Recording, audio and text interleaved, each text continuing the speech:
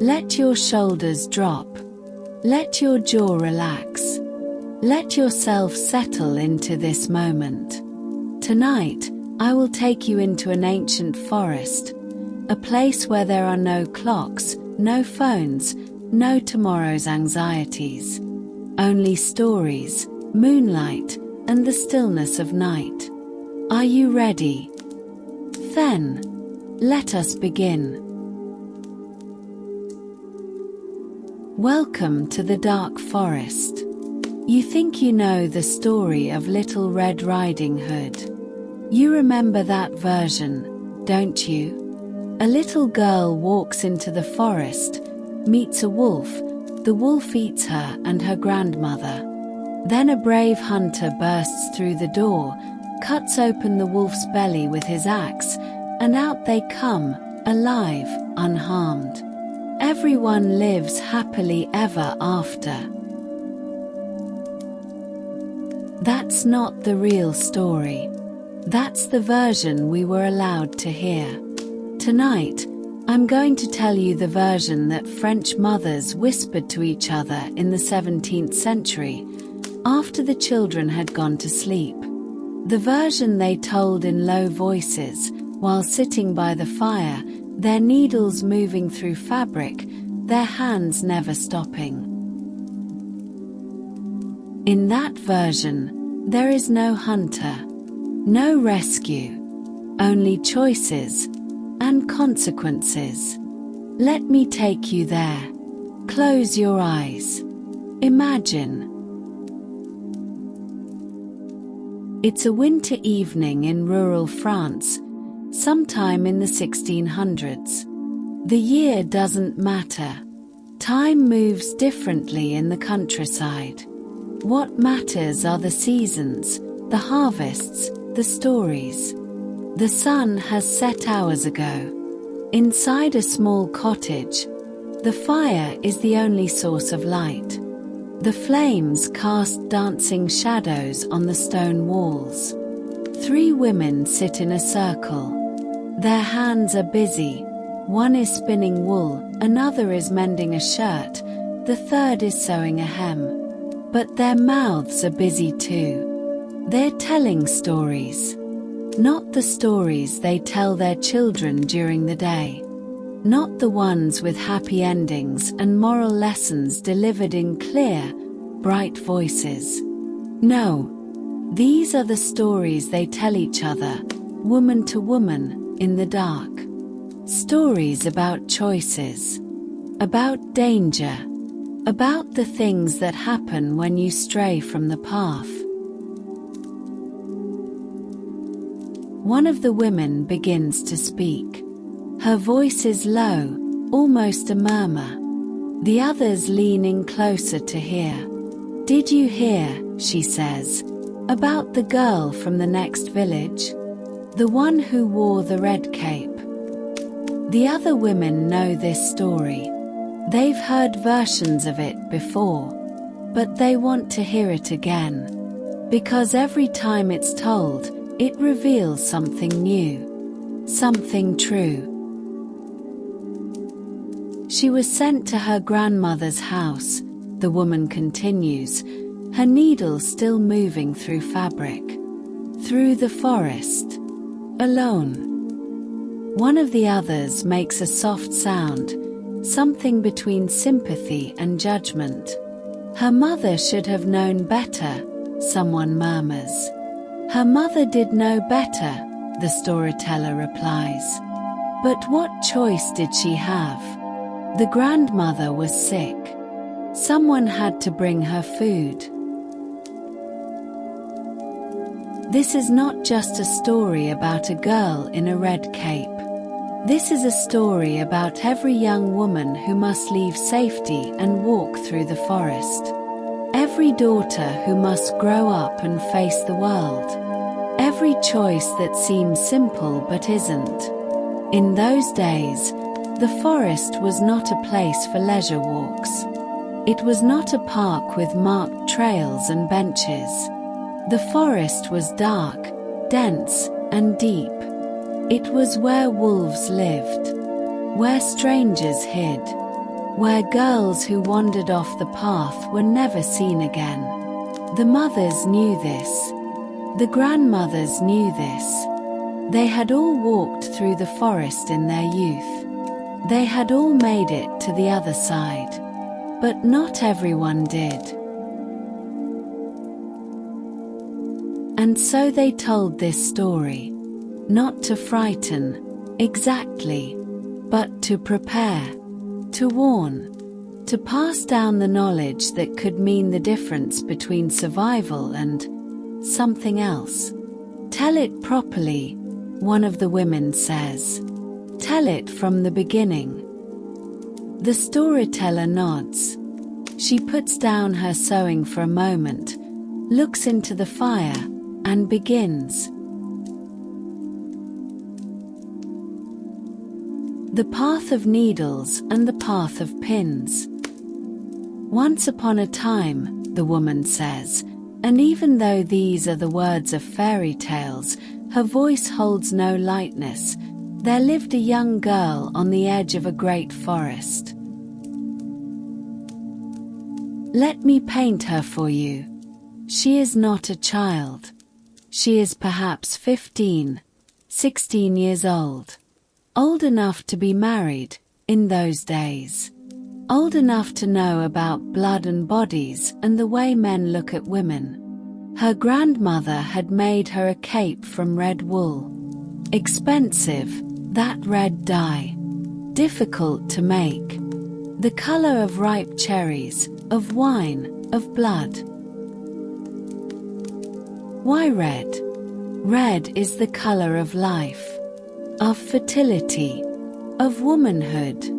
When a girl begins to bleed each month, she crosses a threshold. She is no longer a child. She becomes something else. Something that attracts attention. Danger. The red cape was a gift. But it was also a marker. A sign. Everyone who saw her would know.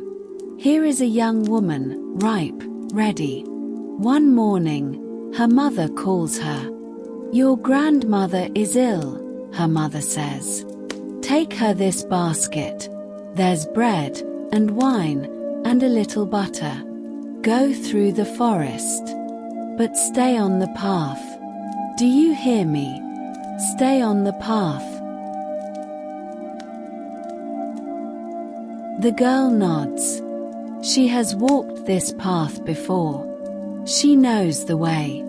She takes the basket. She fastens her red cape.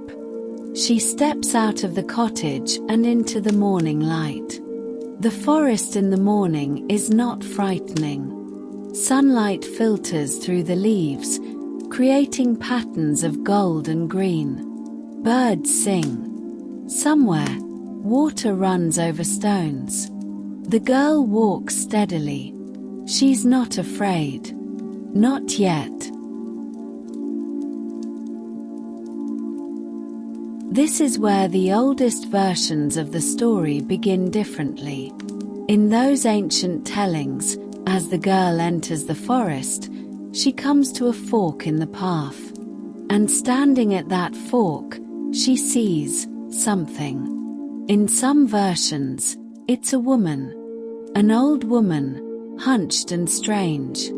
In others, it's a creature, not quite wolf, not quite man. But in the version that has come down to us most clearly, it is a wolf who speaks. Now, you must understand something about wolves. In 17th century France, wolves were not endangered animals to be protected. They were predators. They took livestock. In harsh winters, they took children. But they didn't speak. So when this wolf opens its mouth and words come out, we know immediately, this is not a natural wolf. This is something else. Good morning, says the wolf. Its voice is smooth, cultured, even. Where are you going, all alone? The girl should run. She should scream. She should remember every warning her mother ever gave her. But she doesn't. Perhaps because the wolf seems polite. Perhaps because she is young and hasn't learned to fear polite monsters. Perhaps because we never think the danger applies to us. I'm going to my grandmother's house, she says. She's ill. I'm bringing her food. The wolf smiles. Do wolves smile? This one does. How lovely, it says. And where does your grandmother live? Stop here with me for a moment. This is the first mistake. The first choice. She could say, "That's none of your business." She could lie. She could run. But she doesn't. She tells the wolf exactly where her grandmother lives. Why? The psychologists would call this a Freudian slip, an unconscious revelation of desire. But I think it's simpler than that. She tells the wolf because he asked nicely, because it would be rude not to answer, because she has been taught to be polite, to be helpful, to be accommodating, because she doesn't yet know that politeness can kill you. The wolf nods. I see, it says. Well, then, let me ask you, which path will you take? The path of needles or the path of pins?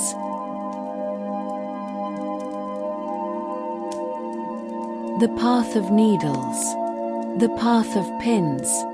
This detail appears in the oldest versions and then disappears in later ones. But it's crucial. It's the heart of the story. Let me explain. In those days, needlework was women's work. Every girl learned to sew. Had to learn. Your clothes, your family's clothes, the household linens, all of it was made and mended by hand. Needles are for permanent stitching. Slow, careful work. Each stitch placed precisely. The work of hours, days. The work of patience. Pins are for temporary holding. Quick, convenient. They do the job for now. But they slip loose. They fall out. They don't last. So when the wolf asks which path she'll take, he's not just asking about a route through the forest. He's asking, what kind of woman are you? Are you the patient kind, who does things properly, slowly, carefully? Or are you the quick kind, who wants results now, who takes shortcuts? As Charlotte Bronte once wrote, conventionality is not morality. Self-righteousness is not religion. The wolf offers her a choice between convention and convenience, but both paths lead through his territory. In some versions, the girl chooses the path of needles. In others, the path of pins. But it doesn't matter which she chooses. Because the wolf says, "How wonderful. I'll take the other path. Let's see who gets there first." And before she can respond, the wolf is gone. The girl continues walking. She doesn't know that she's already lost the race. She doesn't know that while she walks at a human's pace, the wolf is running. Running on 4 legs, taking shortcuts, cutting through the underbrush. She doesn't know that he will reach her grandmother's house long before she does. And she doesn't know what he will do when he gets there. The cat who spoke the truth. The wolf arrives at the grandmother's cottage. It's a small house, isolated, deep in the forest. Smoke rises from the chimney. Inside, an old woman sits by the fire, wrapped in shawls, coughing softly. The wolf knocks. "Who is it?" calls the grandmother. Her voice is thin, weakened by illness. The wolf makes his voice higher, softer. "It's me, grandmother. Your granddaughter. I've brought you food." There is a long silence. Does the grandmother know? Does she suspect? We'll never know. Because she says, "The latch is loose. Just push the door." And the wolf enters. I will not describe what happens next in detail. Your imagination is sufficient. Your nightmares don't need my help. Let us say only this: the grandmother does not survive the encounter. But the wolf is clever. This is not a mindless beast. This is a creature that speaks, that plans, that thinks ahead. He does not simply kill the grandmother and leave. No, he does something far worse. He takes her body and prepares it. He puts some of her flesh in the cupboard, on a plate. He pours some of her blood into a bottle and places it on the shelf. And then he puts on her nightgown and her sleeping cap, and he climbs into her bed, and he waits.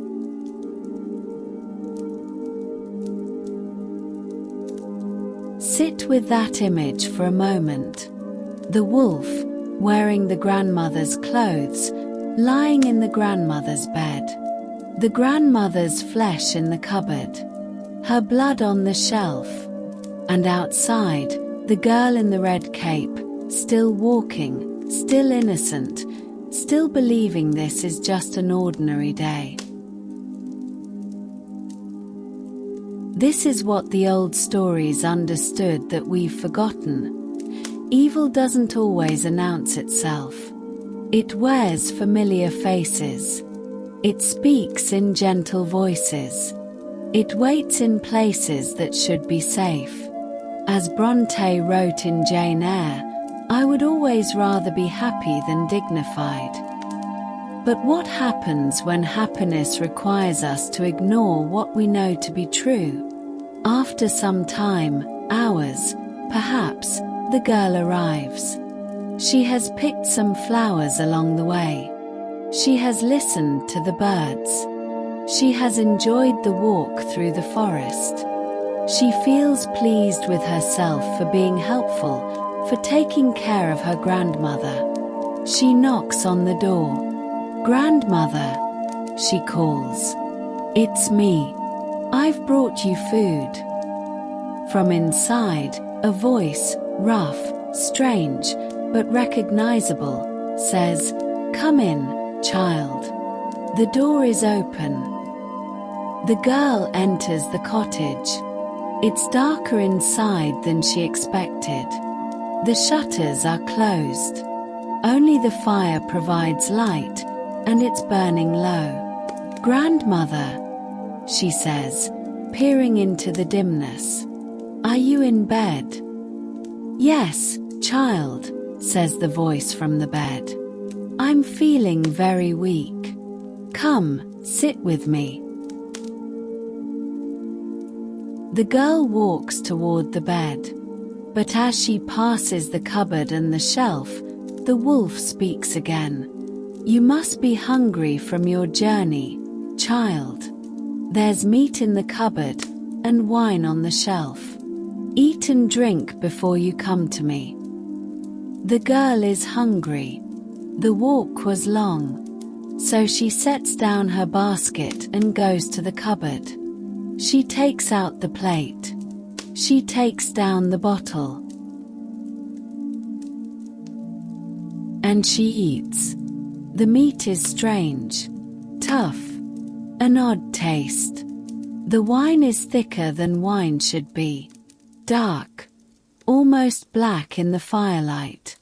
But she's hungry, and it would be rude to waste food. So she eats.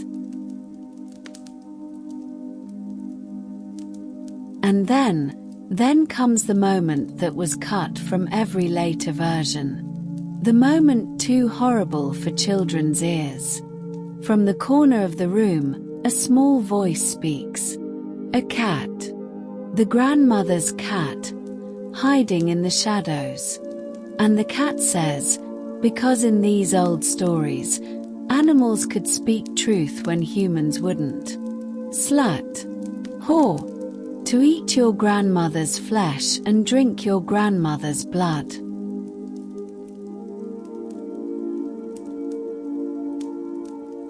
The girl freezes. The piece of meat falls from her hand. She looks down at the plate, at the bottle, at her hands. Does she understand? Does she really grasp what the cat has just told her? We don't know. The stories don't say. But she does not scream. She does not run. She does not vomit, though surely she must feel the urge. Instead, and this is the most psychologically fascinating part, she ignores the cat's words. She wipes her hands on her cape. And she walks toward the bed.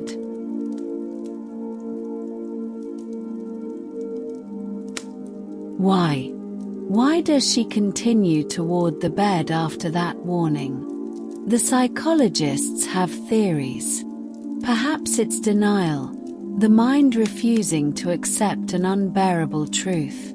Perhaps it's dissociation, a splitting of consciousness in the face of horror. Or perhaps, and this is what I believe, perhaps it's because turning back would mean admitting what she's done. And that's impossible. That's unbearable.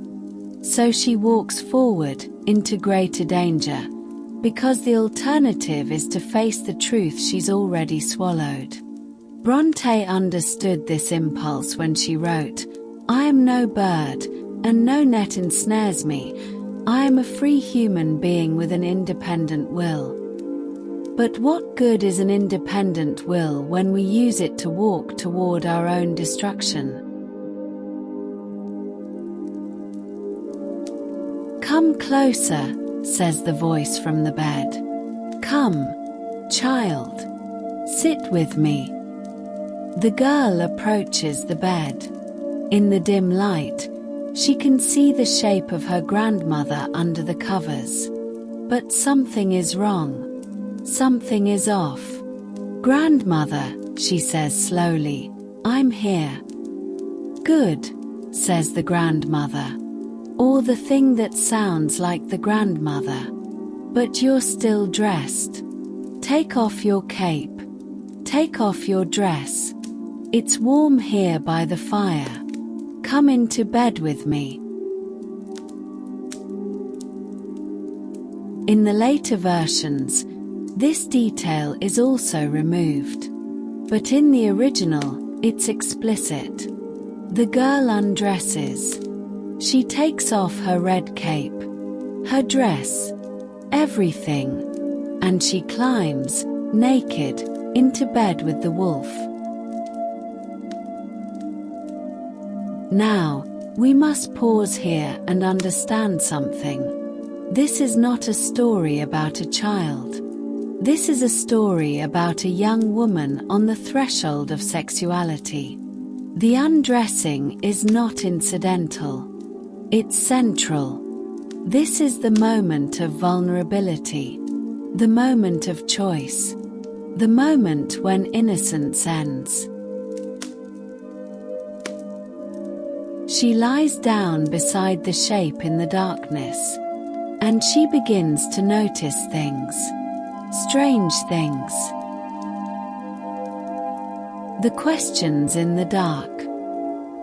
The girl lies in the darkness beside her grandmother. But slowly, her eyes adjust, and she begins to see. "Grandmother," she whispers, and her voice trembles just slightly. "What big arms you have." From beside her in the darkness, the voice replies, "All the better to hold you with, my dear."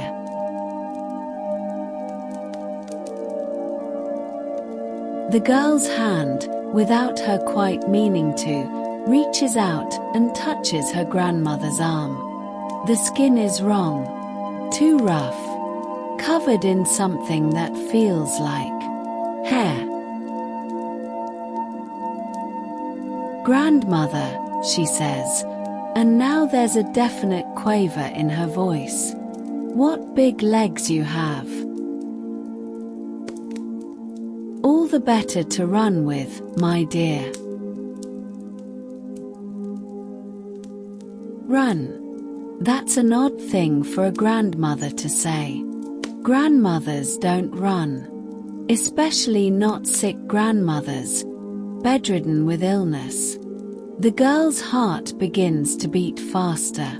"Grandmother," she whispers, "what big ears you have. All the better to hear you with, my dear." And now she hears it. The way the voice isn't quite right. The way it's deeper than it should be. The way certain consonants catch in the throat like a growl. "Grandmother." The girl's voice is barely audible now. "What big eyes you have." In the darkness, two eyes open. They catch the faint light from the dying fire. They gleam. Yellow. Inhuman. "All the better to see you with, my dear." The girl should run now. She should leap from the bed, grab her clothes, flee into the night. But fear has frozen her. Or perhaps it's not fear at all. Perhaps it's something else. Something more complex. Curiosity. Fatalism. The strange paralysis that comes when we know something terrible is about to happen and we're powerless to stop it. She asks the final question. The question she already knows the answer to. "Grandmother," she whispers, and her voice breaks on the word. What big teeth you have."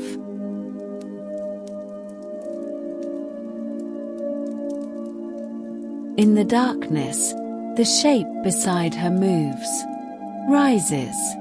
The covers fall away. And the wolf, no longer pretending, no longer hiding, opens its massive jaws and says, "All the better to eat you with."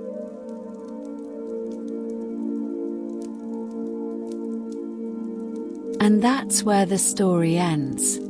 The wolf devours the girl. There is no struggle described in the old versions. No screaming. No last-minute escape. Just the moment of realization, and then, darkness. No hunter bursts through the door with his axe. No one cuts open the wolf's belly to free the girl and her grandmother. No one sews stones into the wolf's stomach as punishment. There is no resurrection. No second chance. No happy ending. The girl made her choices. She told the wolf where she was going. She ignored the cat's warning. She undressed and climbed into bed with the creature wearing her grandmother's face. And she paid the price. Now, you might be feeling disturbed, perhaps angry. Perhaps you're thinking, that's not fair. She was young. She didn't know. She made mistakes, but she didn't deserve to die. And you're right. She didn't deserve it. But that's the point. The old stories weren't about what you deserve. They were about what happens. They weren't moral lessons in the simple sense: do good, get rewarded; do bad, get punished. They were warnings. They were maps of danger. They were the accumulated wisdom of generations of women who had walked through the forest and lived to tell about it. They said, "The world is not fair. The world is not safe. There are wolves in the forest, and some of them speak like gentlemen. Pay attention. Trust your instincts. Listen to the voices that warn you, even if they come from cats in the corner. Because there might not be a second chance."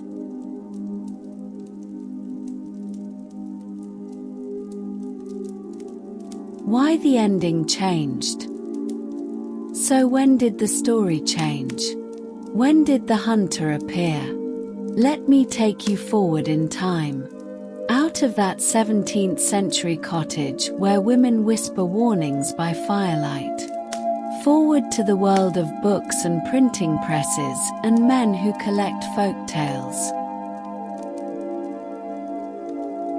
In 1697, a Frenchman named Charles Perrault published a collection called Tales of Mother Goose. Perrault was not a peasant. He was educated, sophisticated. He moved in royal courts. And he took the stories he heard, the raw, dark, bloody stories from the countryside, and he polished them. He didn't add the hunter. Not yet. But he did add something else. At the end of his version of Little Red Riding Hood, after the wolf eats the girl, Perrault added a poem, a moral, a lesson. It said, essentially, young ladies, beware of smooth-talking strangers. Not all wolves look like wolves. Some are charming, well-dressed, polite. And those are the most dangerous of all. It was a warning about seduction, about predatory men, about the loss of virginity and reputation. The red cape wasn't just a cape anymore. It was a symbol. Red for blood. Red for the monthly bleeding that marks a girl's entry into womanhood. Red for the blood of lost innocence. But Perrault still kept the dark ending. The girl still died. Because in his world, the world of 17th century France, that was realistic. That was the truth.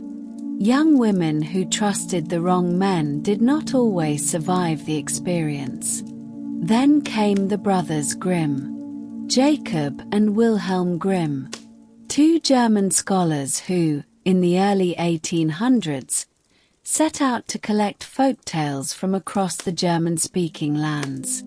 They wanted to preserve the authentic voice of the people, the pure, uncorrupted German folk tradition. Except, that's not quite what they did. The Grimms edited. They revised. They changed. And with each new edition of their fairy tales, they made the stories more suitable for children, more moral, more safe. In the Grimm version, the hunter appears. He's walking past the grandmother's cottage when he hears snoring. Loud, rumbling snoring that doesn't sound quite right. He investigates. He finds the wolf, belly distended, asleep after his meal. And the hunter thinks, perhaps the grandmother is still alive inside. Perhaps I can save her. So he takes his scissors, not an axe, interestingly, but scissors, a domestic tool, and he cuts open the wolf's belly. Out comes Little Red Riding Hood. Then her grandmother. Both alive. Both well. They fill the wolf's belly with stones, sew him back up, and when he wakes and tries to flee, the stones are so heavy that he falls down dead. Justice. Resurrection. A happy ending. The message: if you make mistakes, if you stray from the path, if you fall into danger, don't worry. Someone will save you. But let me ask you something. Is that really a better story? The original said, you must save yourself, because no one else will. The new version said, make your mistakes. Someone stronger will rescue you. Which one actually empowers young women? Which one actually prepares them for the real world? The Grimms thought they were making the story better, more suitable, more uplifting, but in the process, they removed the girl's agency. They removed the real danger. They removed the truth. They turned a warning into a wish. Bronte, writing decades after the Grimms, seemed to sense this problem when she wrote, I care for myself. The more solitary, the more friendless, the more unsustained I am, the more I will respect myself. The original tale demanded self-respect through self-preservation. The revised tale offered rescue instead of responsibility. And that's the version that survived. That's the version we tell children today. The version where mistakes can be undone. Where death is reversible. Where there's always a hunter waiting in the wings to save the day. But late at night, when I close my eyes, it's the other version I see. The one where the girl walks into the forest and doesn't come back. The one where the cat's warning goes unheeded. The one where there is no rescue. Because that's the version that respects the intelligence of its audience. That's the version that says, I trust you to handle the truth. And the truth is, the forest is dangerous. The wolves are real. And sometimes, there is no happy ending.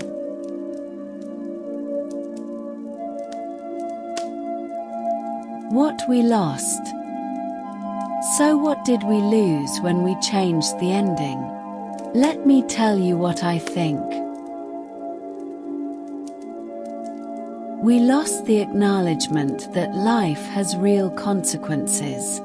We lost the idea that young women are responsible for their own choices, not to blame them, but to empower them. We lost the truth that sometimes there is no one coming to save you, and that's exactly why you must learn to save yourself.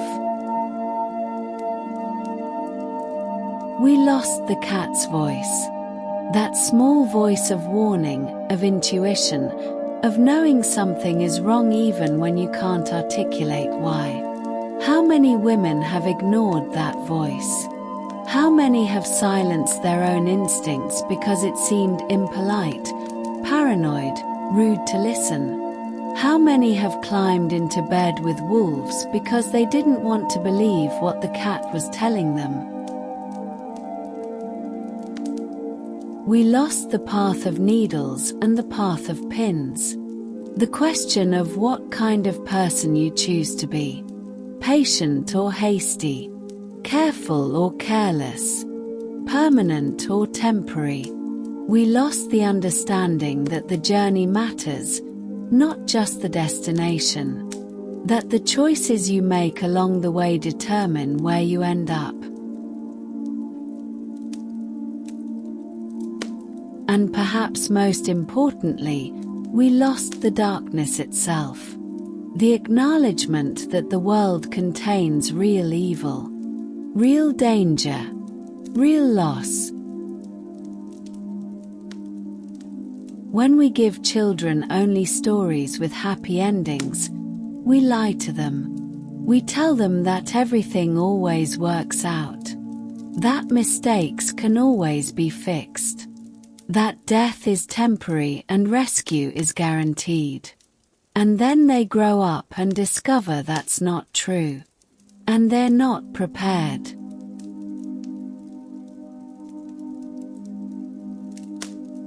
The old version, the dark version, trusted its audience. It said, yes, the world is dangerous. Yes, there are wolves. Yes, you might make mistakes. Yes, you might not survive. But I'm going to tell you anyway. Because you deserve to know. Because knowledge is power. Because a warning might save your life. Maybe the real purpose of the story was never to terrify. Maybe it was to teach discernment. To train young women to recognize danger before it's too late. To practice, in the safety of story, the art of saying no. Of running. Of trusting that small voice that says, something is wrong here.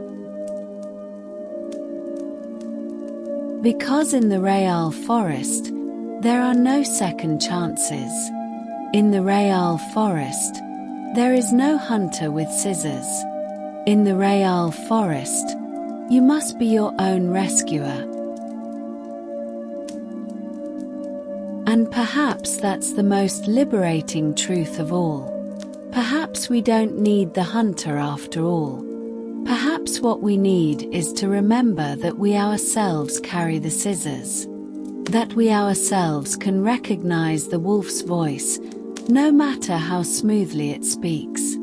That we ourselves can choose the path of needles, slow, careful, permanent, over the path of pins.